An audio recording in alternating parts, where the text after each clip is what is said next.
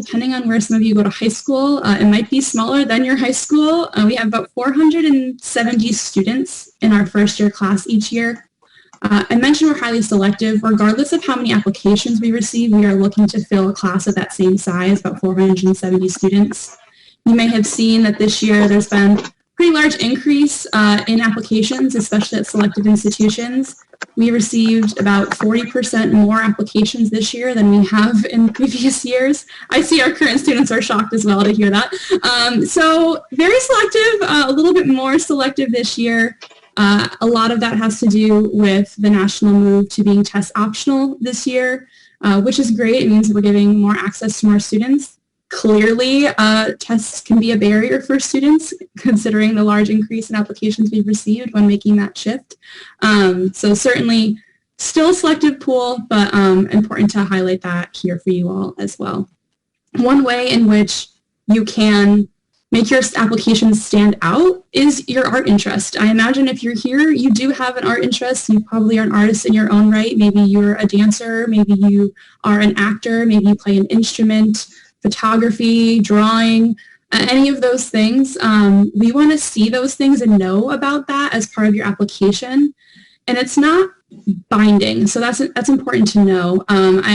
I know some students are like, oh, I want to see my portfolio and make sure that it's perfect. And of course, we want to see, you put your best foot forward. But when it comes to the art supplement, specifically at Amherst, it can only help your application. I know some students worry, like, am I good enough? Is my work good enough? We're certainly not going to not admit you because your piano playing isn't exceptional, right? We're not an institution that's doing that. We're not Juilliard, right? We're looking for students for a wide variety of reasons. One of those things that can help you stand out is an art supplement, but it is certainly never going to make or break your application, right? It is just a part of who you are. So if you're concerned about submitting one and you think it's not going to help, I promise you that it can only help, right? And it will never hurt your application. So if you're even considering it at all, I highly recommend doing it. And that goes for many of our peer institutions that are kind of these small liberal arts schools, right? None of us are really admitting students for a particular arts program. We hope that you'll come to Amherst and be engaged in our arts community, and we will want that for you, but it's never going to be required. If you are first chair cellist and you apply and you submit a supplement for your cello, you're not required to come and play the cello in our orchestra, right? Seemingly you might want to if it's an interest of yours, but it's certainly not required by any means. So I want to highlight that just so you know that it is not necessarily an end-all be-all, but it is certainly an important part of our students' community and their experience at Amherst. It also doesn't mean that you have to pursue the arts academically. You certainly can, right? We have a theater and dance major, we have a music major, a film and media studies major, art and history of art. Those are all academic programs and majors that you can choose to study here at Amherst, but you don't have to be participating in the arts community. I'll let our students talk about, the ways that they're involved with the arts community, but they don't necessarily have to be majoring in those things to be participating in them. Again, you certainly can, but it really, here at Amherst, is kind of a choose-your-own adventure, and that certainly extends to our curriculum, which is one thing that I do want to highlight to you all. We have an open curriculum at Amherst. I'm not sure if all of you are familiar with what that means, but essentially it means that we do not have any core kind of requirements. You might hear at other schools you have to take a history class, you have to take a science class, a mathematics class by the time you graduate. We don't have those requirements at Amherst. It really is kind of up to you. The philosophy around the open curriculum is that the student is the driver of their own education. You are the one choosing which classes you take. That might mean that you love a lot of areas and you want to study all of those different courses, so you might still want to take a language even though you're going to be a biology major. You might want to be a music major but still take a chemistry class. That is all available to you, and there's a lot of flexibility within that. I want to highlight here too that though that sounds awesome, I'm sure, to a lot of people, it might not necessarily be the right curriculum for you, right? There are certainly advantages to other institutions that have a core curriculum, for example. For example, Cornell has a core curriculum, right? All students take a select series of classes that you have to take. And there's some excitement around that. If you're an alum and you meet a fellow alum, you can say, oh, I took that class too, right? We all took that class. We have some commonalities here. So there's certainly advantages to that.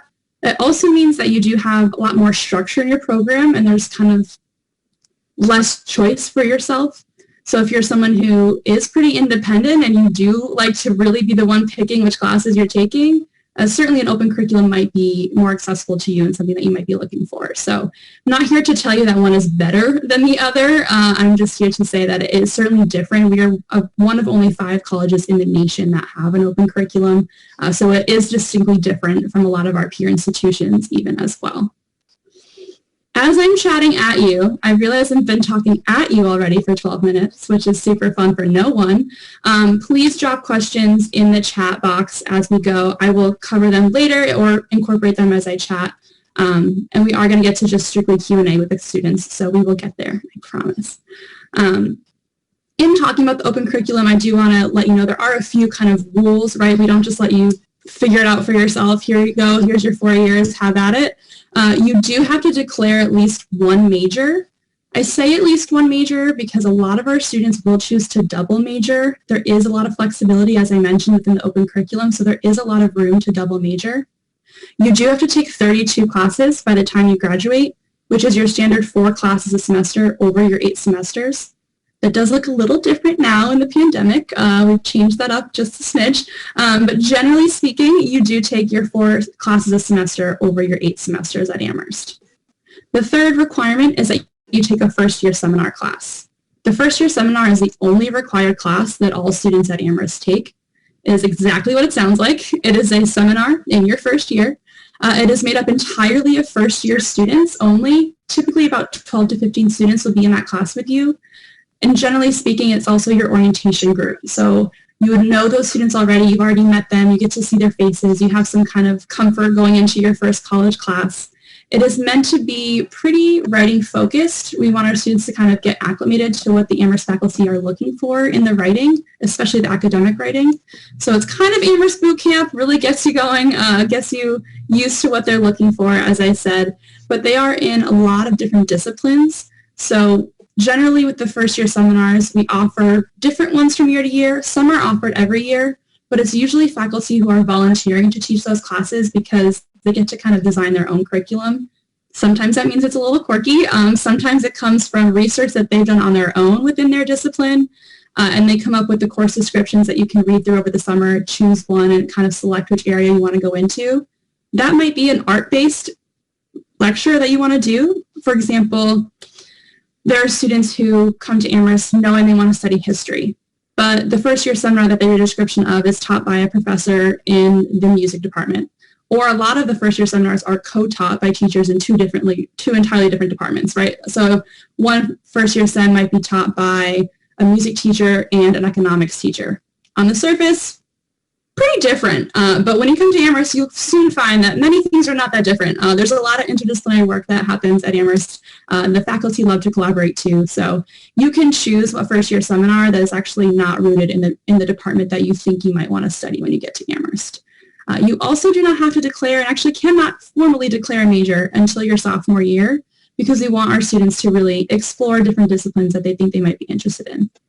That's not to say that you can't come to Amherst and start right away on your major if you do know what you want to study. So if you know right away, yeah, no, I'm a theater kid through and through, I want to study theater and dance, that's what I want to do, you can come to Amherst and in your first semester take a theater and dance class, right? You don't have to wait.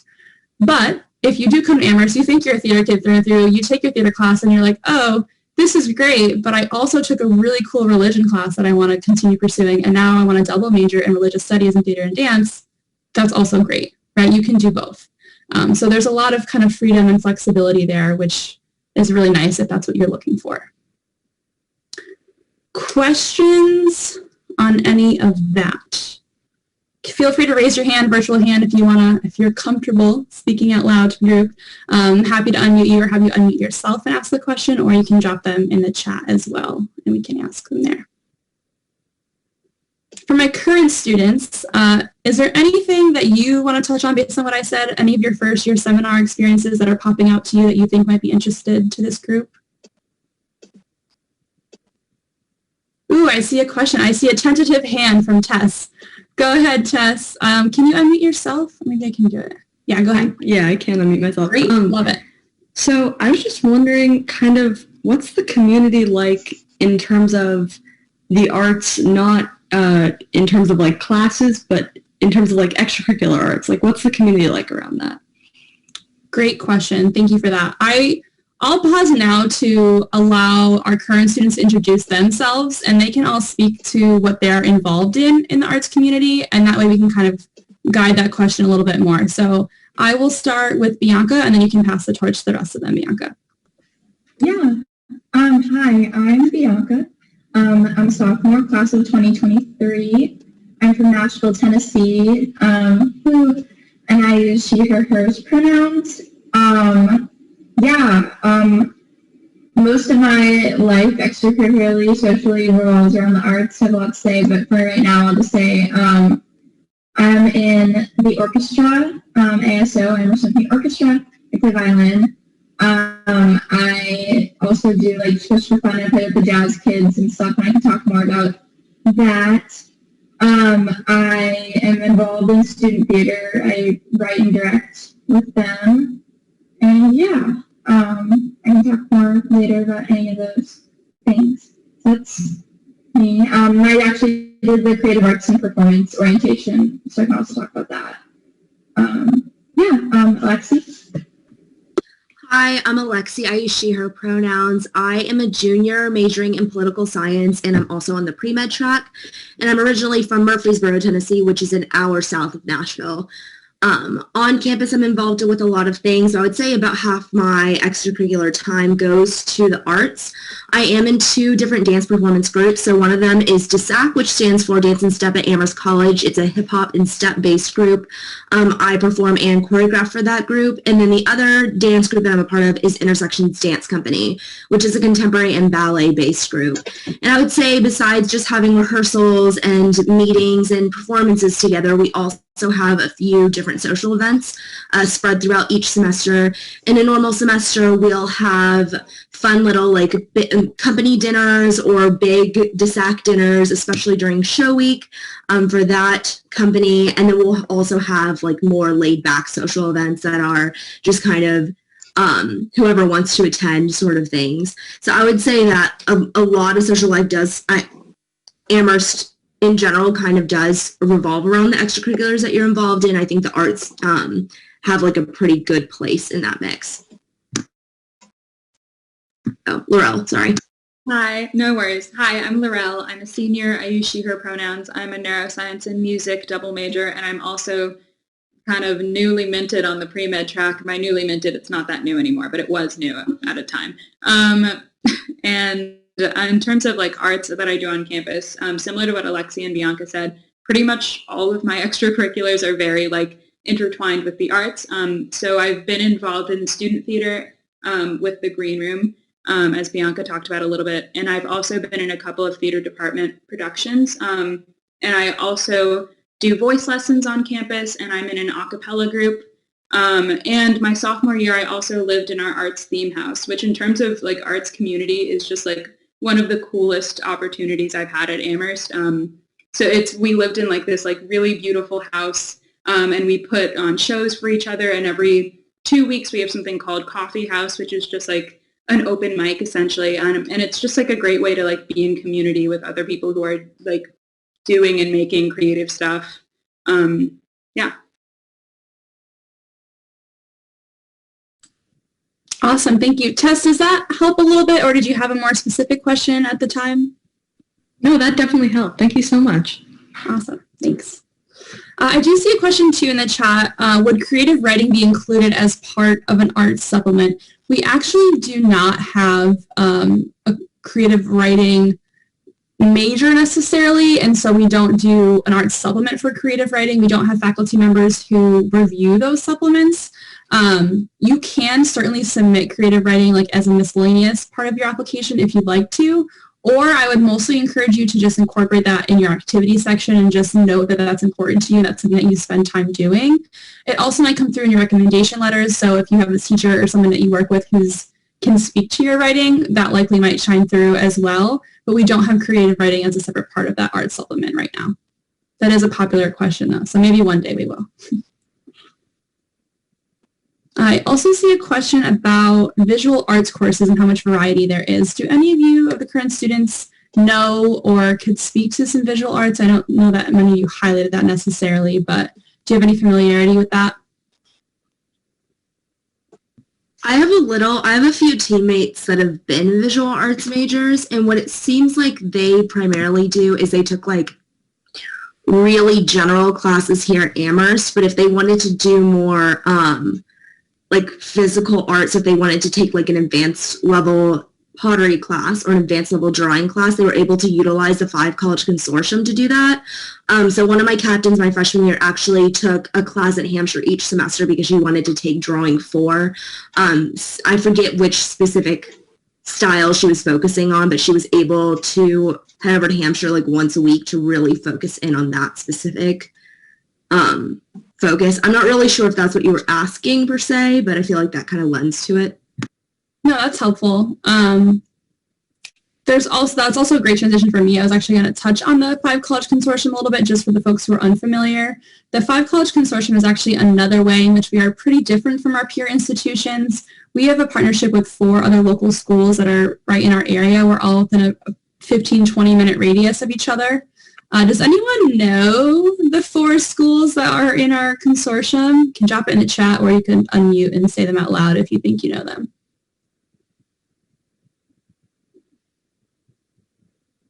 Alexi did name one of them, so hopefully we heard that one. I forgot to study. Ooh, drag me, Gabriel. Okay. UMass Amherst, Mount Holyoke, Smith. Yes. And Hampshire was the one that Alexi mentioned. So Hampshire is actually the smallest college in the consortium. They're about a mile down the road from us, though. They're pretty close. And they have even more of an open curriculum than we do. So they actually, students create their own majors there. They don't have any specific majors that you choose when you go there. The University of Massachusetts at Amherst, also known as UMass Amherst, if you're local to Massachusetts, I'm sure you know what I'm talking about. That is the largest one in our consortium and also the largest state university in Massachusetts. So that's about 30,000 students. They are just a little bit bigger than we are with our 1,800. They have almost as many student-run organizations as we do students. They are our large neighbors. They are also about a mile away from us. And then the other 2 colleges are all women's colleges, Mount Holyoke and Smith. So it's lovely to have them as our group, kind of our cohort of colleges in the area. It's very much an academic area in the Pioneer Valley. You can access all of these campuses via bus. The bus is free for all students, faculty, and staff at all of the colleges in the consortium. It's as simple as hopping on the bus and tapping your ID. I say that knowing full well that, as an adult, you do have to plan your schedule accordingly if you plan to take classes at these other campuses, right? It's not going to be necessarily as easy as, just hopping on, just get to class. You do have to plan for the time in your day, of course.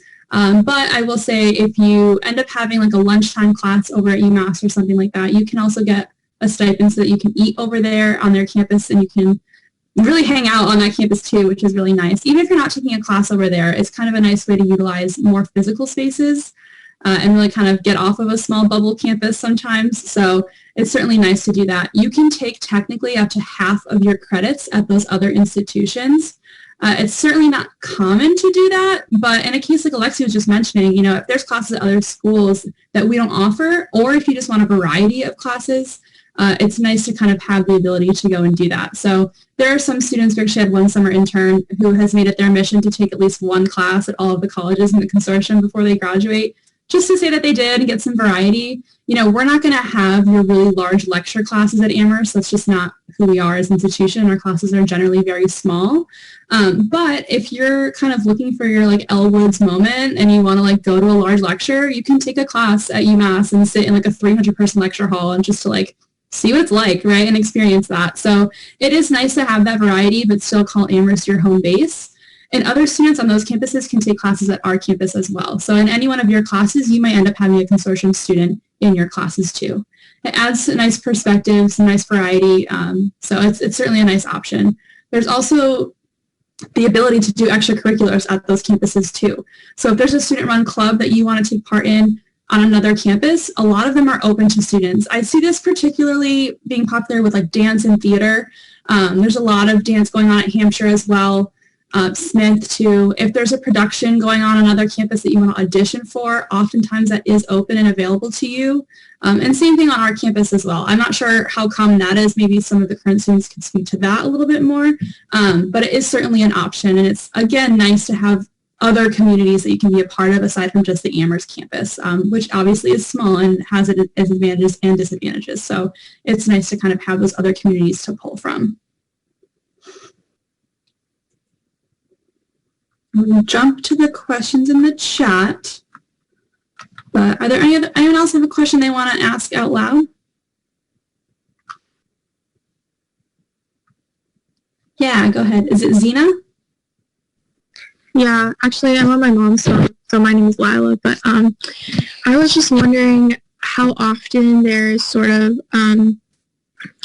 like performances or art shows on the weekends, or like opportunities for community members to present their art and like view other people's art.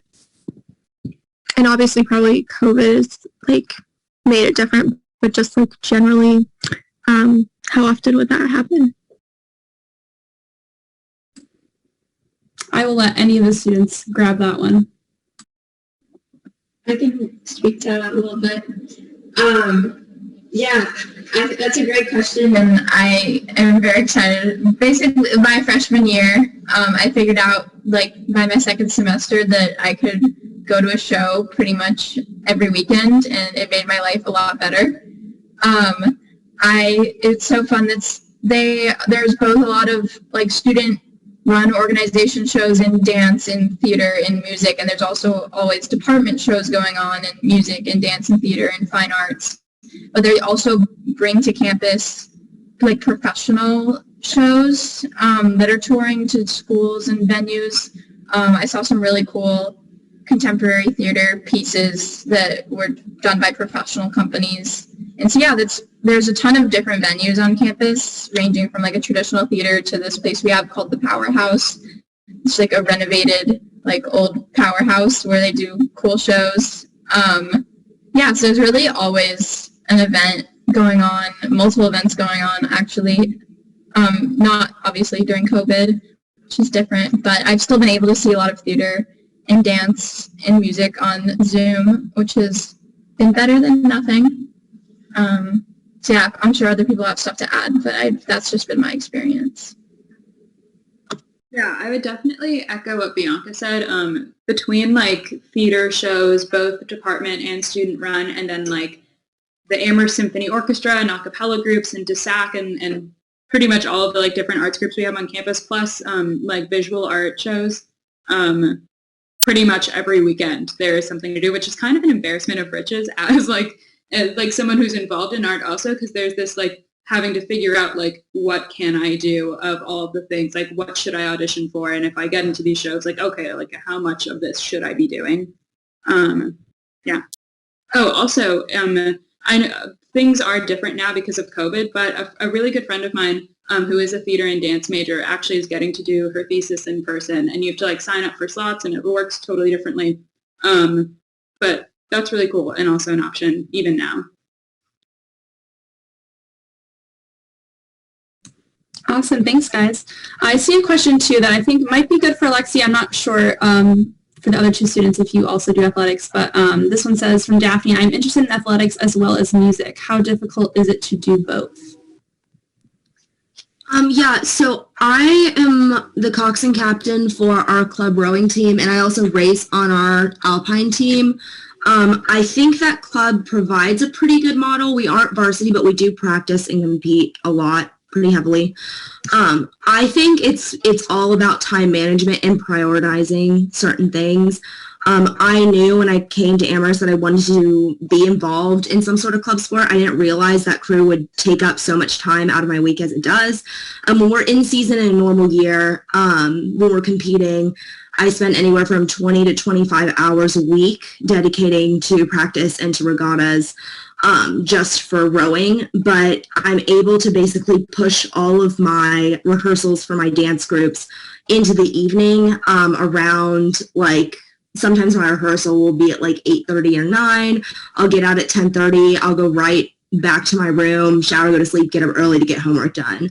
And then I'll try to plan or like try to put in notice that we'll have shows when we plan when the shows are going to be, so that my team knows that I might not be available the weekend of our like performance week. So I think it just takes a lot of planning and like thinking ahead of when you're going to be available and when you're not going to be available, and just like letting everybody who's responsible for that know what's going to happen, so that there's just no surprises. Awesome, thank you. Cadence, I see that your hand is raised. Do you still have a question you want to ask? Oh yeah, this adds on to a previous question, so I'm not really expecting that much of a detailed answer, but would you know that for Amherst studio programs or visual arts programs, like within like the other colleges, if they're more experimental or like technically based? I imagine there's both, especially throughout the 5 colleges. So like on our campus, we offer 650 different courses each semester. Throughout the 5 college consortium, there's about 6,000 classes that you can choose from. So I imagine both is the short answer. But I would definitely encourage you to look at the course catalogs at the different institutions, especially within the arts. More likely than not, they will be very like accessible for you. And when it comes to signing up for a class at the other campuses, it is pretty seamless. You have to fill out a form and have your faculty advisor here sign off on the form, and then have the teacher of the course you're taking over there sign off on it. We're in a pandemic. A lot of that is a little bit different, mostly digitized at this point, and honestly, even then, probably digitized via an email, just like having them sign off on it that way. But the 5 College Consortium is its own kind of entity in that they have their own employees, so it is a pretty well-oiled machine in that sense. So certainly it's very accessible to do that. Thank you so much. Yeah. I wish I had a more clear answer on that for you, but certainly the course catalog will be a helpful tool for you in that. Other questions? Tess, I'm not sure if your hand is raised again or if it's still raised. No, I have another question. Great, do it. There was already a question like this, so yeah, the answer might not be too different, but I was just wondering, you guys are all talking about how many extracurriculars you do, and it seems like so many, and I was just going to ask, how difficult is it to manage your time between like academics and all those extracurriculars? They're all smiling and laughing, so they know it too well to be true. Go for it. Get started on this one. I think there's definitely a learning curve. I think coming from high school, there's this culture of like, oh, I need to like have this like really impressive resume in order to get into college. And then once you get to college and if you try to get into those same habits, it just doesn't work out very well. So it's really, I think in my opinion, a matter of like knowing yourself and like knowing how to best structure like your own lifestyle, and also at a certain point like prioritizing what I guess is important to you in terms of extracurriculars, and also your academic life and your social life, because like having fun is important too. I would also add that and Laurel's totally right, and I think it's college really teaches you what kind of balance you need in your own life and what your needs are as like a person and a student, but like a person first. But I'd add that when you're thinking about scheduling your day, like Alexi said, you're here 24 hours a day, 7 days a week, so things go later, which gives you more hours in the day than you're used to in high school. And additionally, you're in class a lot less. So like it's impossible to think about doing everything that like we do if you thought about being in class from 8 to 3. But unless you're like a STEM kid with a bunch of labs, that won't be your reality. I don't have class. I like have only ever had class Fridays once. I normally have my average schedule is like 12:30 to 2 Mondays and Wednesdays, and then like 11 to 2 Tuesdays and Thursdays. So you have that morning chunk like Alexi mentioned, and it's just about finding those windows and utilizing nights and weekends. So that's just something to consider as well to make it seem a little less overwhelming. But you keep busy. you keep busy for sure. I think everyone always feels a little overwhelmed, but it's very energizing and a good kind of overwhelm as long as you're making sure you're taking care of yourself.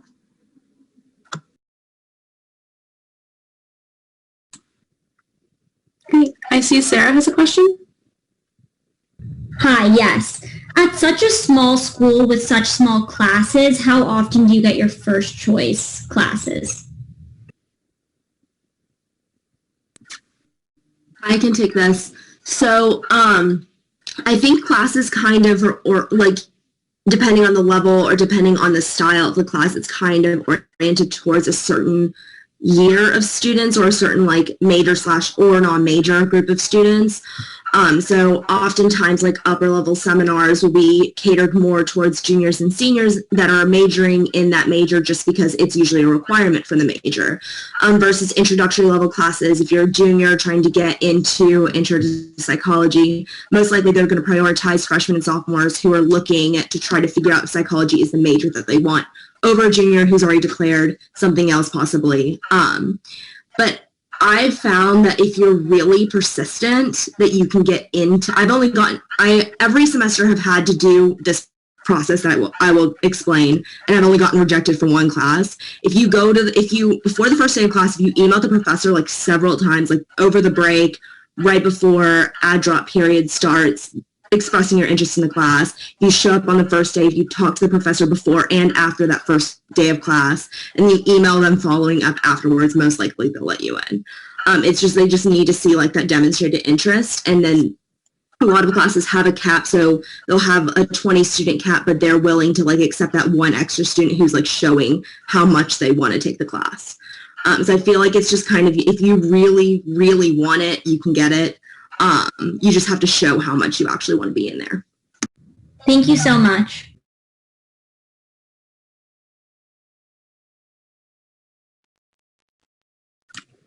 I have a question that I was thinking about. I think, Laurel, I think it was you who was mentioning all of the auditions and like things that happen likely at the beginning of the semester. If you guys could each maybe just talk on that a little bit and what that process looks like for the different things that you're involved with. I'm curious how that goes for you all. Yeah, I can start. I don't know where to start because I'm involved in a bunch of stuff.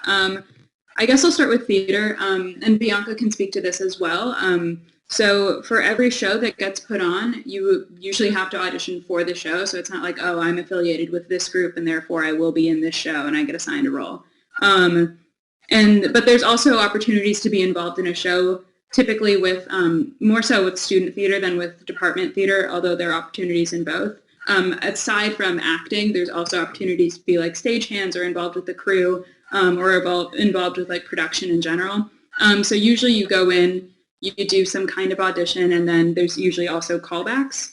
And then for a cappella specifically, I've also been involved in choral groups on campus, which auditions work a little bit differently for. For choral groups, it's pretty similar. You go in, you have an audition, you sing some scales and sight read some music. And then you would get placed in a group. And for a cappella, we have 6 a cappella groups on campus, which is a very large a cappella to like very large per capita ratio of a cappella groups to students. So usually what happens there is that you audition for however many groups that you would want to be in, and then you rank your choices of like, my top choice group of the ones that I was called back for are this, this, and this, and then you get picked into the group that chose you and also you ranked. It's kind of a complicated system, but that's how that works.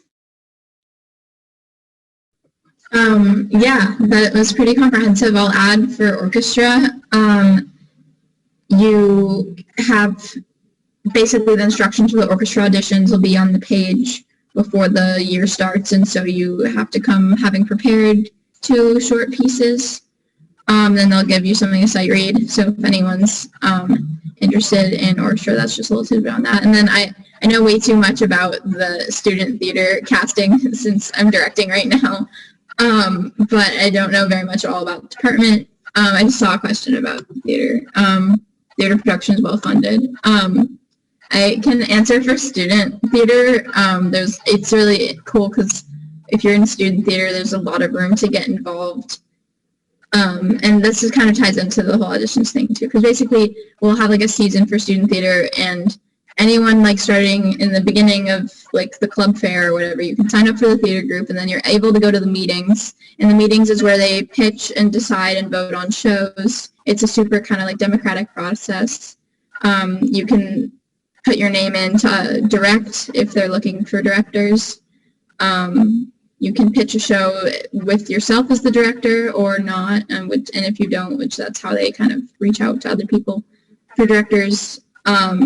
And you can also be on the the e-board, the executive board of student theater, and be involved in stuff like funding. AAS is the Amherst, I don't know what the second A stands for. Amherst Association of Students. Yes, Amherst Association of Students. And they're in charge of funding all the clubs basically and all the extracurriculars that are student run. And so every club or organization will have a treasurer type person who communicates with AAS and works with funding.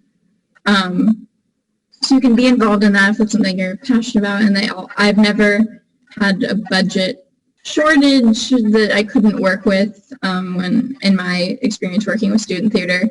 For example, for the Zoom play I'm doing right now, it's animated, and so I wanted to commission someone to animate it, and I was able to pay them, which was really nice. Amherst is big on paying students for their work. If you work on the farm, you get paid. If you TA, you get paid. If you run the desk of the library, you get paid, which is lovely. I appreciate that. And so I think that goes for extracurriculars getting funds too. It's kind of general ethos of Amherst. They have a lot of money and they care about students. I was gonna add that. I was gonna say Amherst in general is well funded.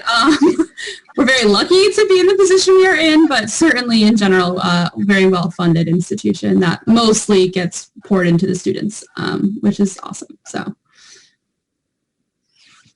What I didn't do, and I'm sad, and I'm going to do it now because I want to know, I'm curious what all of you who are attending this session, what is your art? Like, what is your craft? If you could drop that in the chat, that would be super awesome. Like, what are we doing? What are we working with? We got trumpets, we got piano players, we got actors.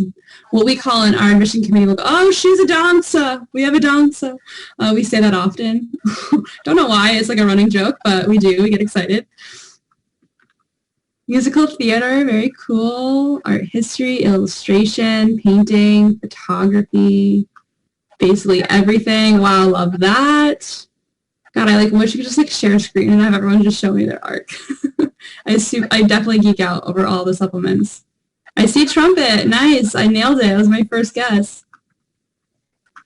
Very cool. Look at all of you are so cool. Poetry, guitar, improv. Awesome. Very cool. Okay, thank you for humoring me. I just got really excited. I hope you all got jazzed. I get it. Jazzed. You're required to laugh at my jokes if I can see your face. Thank you. Awesome. Now I've buried all of the questions here, but does anyone have a hand raised question so I can see your faces?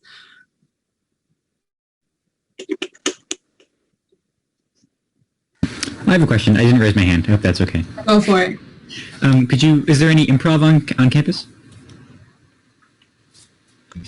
I can talk about GAD's House of Improv. I have a lot of theater GADs overlap, so I know a lot about it, even though I'm not involved, but I go to it. GADs is our student improv group. They have a similar audition and callbacks process as the other organizations we talked about. They also have you go to a Monday night improv performance and a workshop over the weekend, but anyone can go to the workshop to just try improv, practice improv stuff, even if you're not auditioning. They love getting the community involved, and normally in a non-COVID world, Monday nights they'd be in the student center doing their improv show. Now it's on Zoom, which is still funny to go to. It's a nice, really community building thing. My favorite improv story is the when we all found out we were being sent home for COVID, it was a Monday, and so then that GAD show that night like had a record turnout. Just everyone went because it was all the senior GAD's last show, and everyone was just like, they had to like pull in chairs and people were sitting on the floor, and it was just all the jokes were about COVID. It was very cathartic. But yeah, so that's GADS, and people really love it. That's our improv. Thank you. What's the general size of the troupe? That's a good question. You guys know, I feel like I think right now it's about 12. I know the audition process is really rigorous. Everybody has to say that you're in for you to get in. So like some semesters is it not everybody? Oh, you didn't know that. Some semesters they'll bring in like 3 or 4 novice improv people. There's been semesters where they don't bring in anyone. So I think it just kind of, the numbers really fluctuate just depending on like the pool and who the current GADS people are, how many current GADS people there are, because like obviously if there's more likely there's going to be a no from one of them. Not to scare you, but that's just kind of how it works. I'm scared. Yeah. Oh, sorry. I'll also say I have a friend of mine that auditioned 3 times and got in on his 3rd time. So if it's something you want to do, like be tenacious, you should do it. Great, thank you. Yeah, I was going to say, in my experience, many like college improv groups are that way. That's not exclusive to Amherst, I don't think. I think that's like a common thread of like improv groups just being exclusive. I think it's just a trait of them.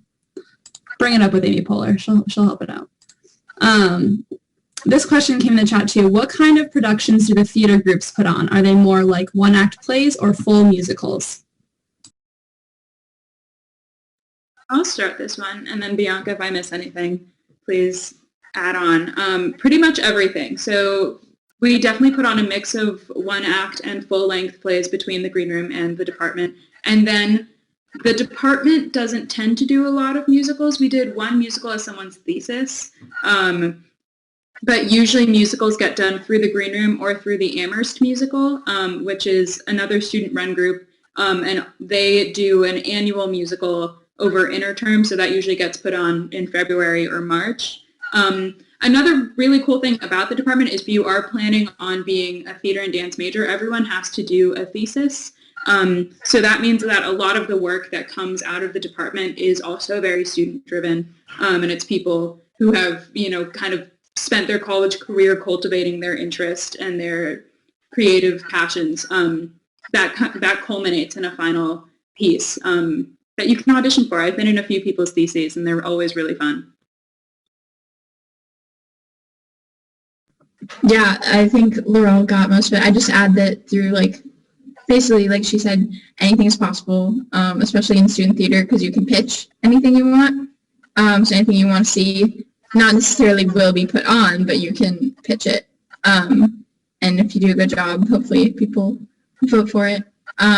So yeah, super wide variety. And they also, at least in student theater, try and balance in a season having both small cast shows and big cast shows, and mixing up genre. Like right now, the 2 shows that we're about to be doing, the show I'm directing is a 2-person show, and then the other one is 12 angry jurors, so 12, 13-person show. Yeah, I see some knowing looks when I said 12 angry jurors. Yeah, that's all that. Did you see my confused face when you said or 13? I was like, but you said 12. Zena, I see your hand raised. So I'm not exactly sure how to ask this question, but I guess how kind of experimental and boundary pushing is the art usually? Is it very kind of weird modern art, expressive, up for interpretation, or is it more kind of along the lines of traditional painting and drawing with all the traditional techniques and more prescriptive, or maybe somewhere in the middle? That's my question. You mean that in terms of visual art specifically? Yeah, just, kind of yeah, like visual arts or dance, mostly, yeah. I can kind of speak to dance. I took a dance class my freshman year. As I said, am involved in some of the clubs, and I plan on taking dance again next year. I took contemporary dance levels 1 and 2, I believe, and a lot of what it focused on was building like the foundations of movement. So a lot of focus on core work, like back strength, all of those like foundational things you would need to have in your body in order to move in more intricate ways. And what I thought was really nice about it is that my professor actually knew that I had prior experience dancing. So what she did is she kind of left her instructions very open-ended. So we would all be improving across the floor, and she would give something very general, like contracting your core. Sorry if you don't know dance, this might be a little weird, but she'd be like contracting your core and make sure that your ribs are like contracting in and that your back is releasing. But it was so general that I would be able to do that. Like I could do it on the floor, or like while I was like gliding across the floor, while other people might just be like laying on the floor, focusing solely on that one part of their body. So I think that there's like a lot of freedom there to be able to, I guess, alter the class and the instructions that they're giving you to fit what you need, either from the whole semester or just like that particular day.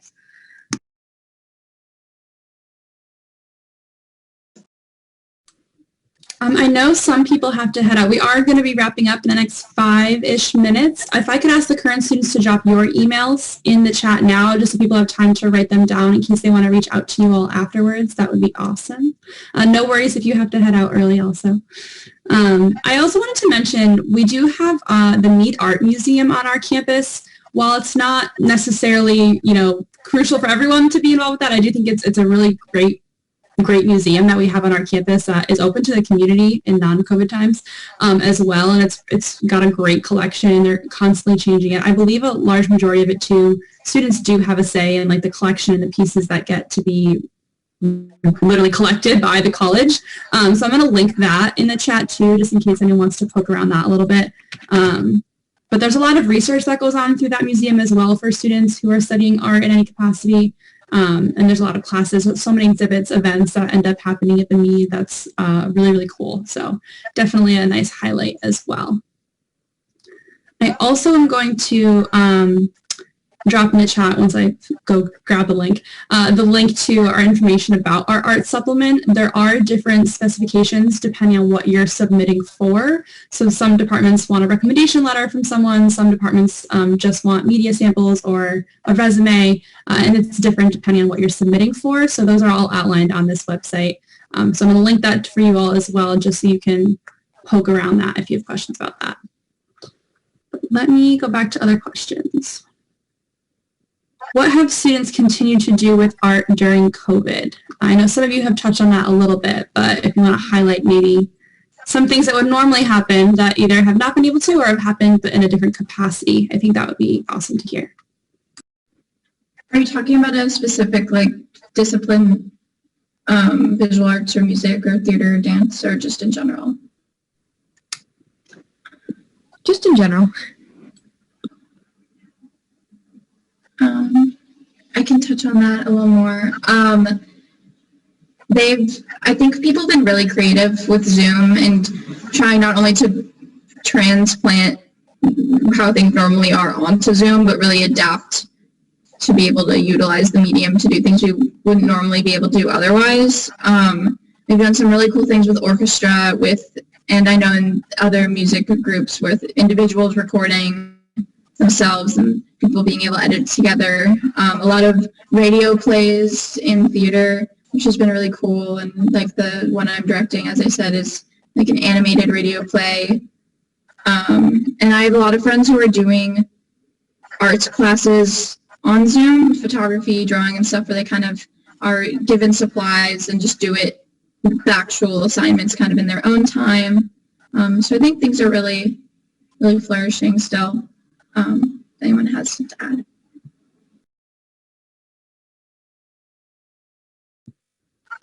For DSAC, I guess like one of my favorite things about it is like our Sunday performance that we have each semester in the Powerhouse, we kind of harnessed that energy and made a YouTube video where we filmed on really professional equipment in the Powerhouse. I can drop that in the chat and you guys can just check that out.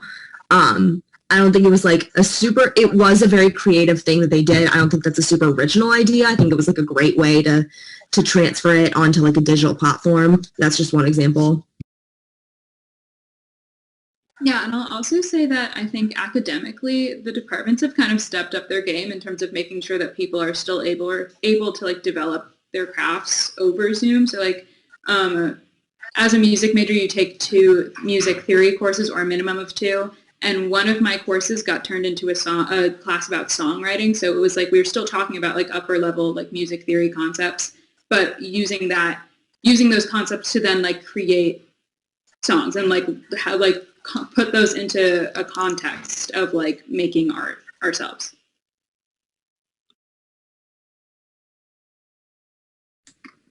I will add too that our faculty are incredible, and they're certainly open to prospective students reaching out to them as well. Especially, I know there was a lot of questions about the visual arts, which isn't as fully represented here. So I highly recommend that you search the faculty on the website. I just dropped the link to the faculty profiles. You can search by department. A lot of their emails are on the website, if not all of their emails on the website. So certainly if you have a specific question about the department or the different courses or anything like that, I highly encourage you to reach out to them. They're pretty receptive to that. They are also very busy people, so if it takes a little while for them to get back to you, please be understanding. It's certainly busy times. While they have certainly stepped up, a lot of the faculty, it also was a challenge for them, right, to get online and to change all of their entire learning style and their teaching style. So it's obviously a challenge for everyone. I assume you all are experiencing that as well in your own schooling situations. So be patient, but they are certainly open and willing to do that. So certainly encourage you to do so. Other questions?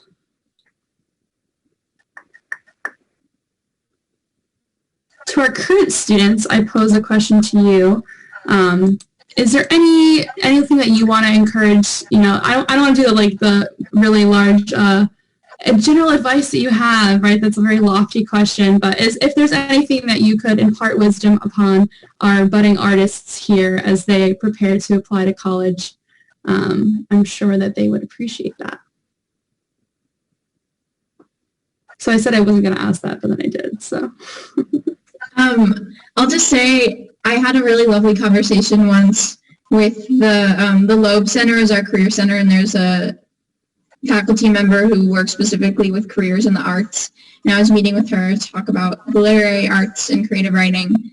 And she basically told me that her job was to validate any student who, for them, the arts were the most important part of their lives, because for a lot of people at Amherst, arts is very like an auxiliary, like just for fun, just in their spare time. And there's nothing wrong with that at all, but it can be hard to feel validated in prioritizing the arts as somewhere as competitively academic as Amherst, and somewhere where a lot of people are pre-med, a lot of people are pre-law. And so I think you just have to remember whatever is driving you and motivating you and you're feeling inspired by and identify with, like, you are working just as hard and it's just as important, and remembering that is something that's been important for me. Yeah, I would add to that also that whatever college you all end up at will undoubtedly probably have a lot of resources in terms of like helping you practice art and do whatever it is that you do. So really make sure to take advantage of those. And if you do end up at Amherst, there's tons of stuff going on here. So make sure to take advantage of the opportunities in front of you. I guess my advice would be more like art supplement focused. But when I was trying to create my supplement, I got really caught up in the idea of making it look perfect, when in reality, I think a lot of what admissions offices want to see is something that is meaningful to you. So like whatever your art form is, if it's maybe your, I don't know, like playing one of your favorite songs versus like playing like a very technically challenging piece that makes you stress out and that you might not get every time. I feel like it's more important to choose something that you really like, because they'll be able to tell that you they'll be able to tell your love for the art through your supplement. That was great. Thank you all. Oh, I see Tess has a question. We'll do one more, and then we have to wrap up. Go ahead, Tess. It's super, super quick. I was just going to ask if you can you submit a supplement that is like in multiple arts disciplines or? Great question. Yes. So if you have more than one, you can submit more than one. When you go to submit the art supplement form, there's one form that we have now, and you just check off which ones you're submitting for, and the form is going to show you based on what you select from that one, so you can have all the different options to do. So yes, you can. Can I add one tiny thing about supplements? If there are any seniors in here and you end up on the wait list, which is what happened to me, you can send supplements at that point. I don't know if I'm like supposed to say that. I don't know if that's something that you guys like condone, but I did it. And when I asked, the admissions office was super receptive to be sending additional supplements at that point. And for me, it worked. And then I called Bianca and I said, hey, you want to come on down? And here she is. Sure. Here she is. Full circle. If you have any other questions, we are going to wrap up. You can always email the general inbox, and I will also leave you all my email. So if you have any questions, you can email me as well, or any of the students. I'm sure they'd be more than happy to answer you. So thank you all for your time. Thank you to the current students for your time as well. I miss Amherst, and you're making me miss it more that you're talking about it. But thank you all. I hope you have a wonderful rest of your day, and certainly reach out if you have any more questions.